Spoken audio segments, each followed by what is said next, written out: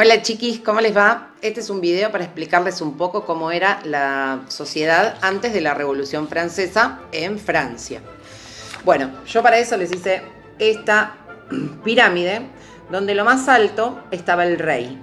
El rey era el único que tenía el poder para decidir absolutamente todo. Todo lo decidía él, no consultaba con nadie, no había como hoy en día Cámara de Diputados, de senadores, nadie. Todo lo decidía él. Por eso se dice que tenía una monarquía absoluta y un poder absoluto. Este poder y esta monarquía se decía también que era designada por Dios. O sea que el que había puesto al rey al mando de todo, a la familia real, porque ustedes saben que después del rey, su primer hijo luego va a ser rey, el príncipe, y así sucesivamente, era elegido por Dios, por poder divino. Después, acá, después del rey, venían los nobles y el clero. Los nobles eran aquellos que tenían algún título nobiliario, que también era entregado por el rey. Y el clero era la gente de la iglesia, los curas, etc. Los obispos, bien. Estas personas gozaban de privilegios. ¿Qué significa esto? No pagaban impuestos. Entonces, ellos eran los dueños de las tierras y no los que las trabajaban, ¿no? Eran los dueños, los terratenientes. Y no le pagaban impuestos al rey. Los que sí pagaban impuestos eran los del tercer estamento. Primer estamento el rey, segundo estamento los nobles y el clero.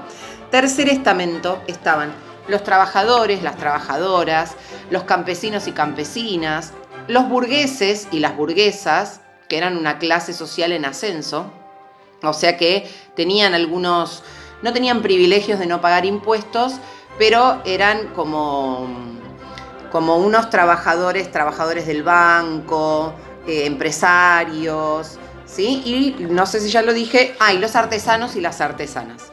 Estos eran los que pagaban los impuestos al rey. De su trabajo tenían que pagar altos impuestos para mantener a la corona.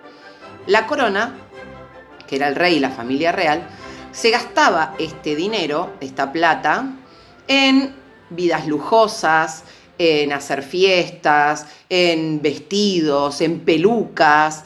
Y esto era lo que disgustaba mucho, ¿no?, al pueblo. Entonces, si algunos tenían privilegios y otros no los tenían, estamos hablando de una sociedad completamente desigual.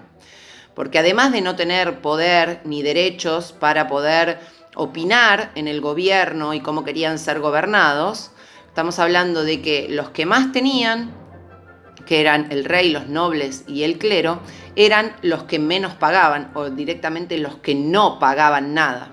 Entonces estamos hablando de una sociedad totalmente desigual en cuestión de derechos, en cuestión de privilegios y en cuestión de materia económica, ¿sí?, de la economía.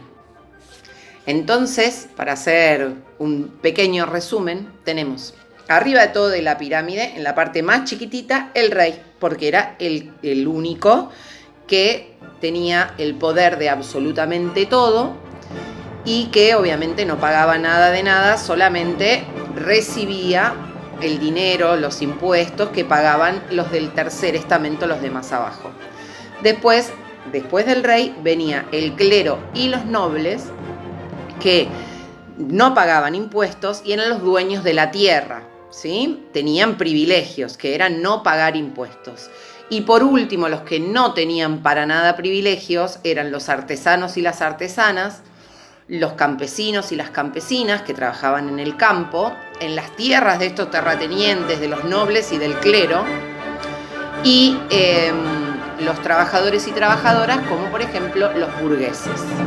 Bueno, espero que les haya servido y necesito que me hagan las preguntas que quieran acá abajo en los comentarios de Edmodo.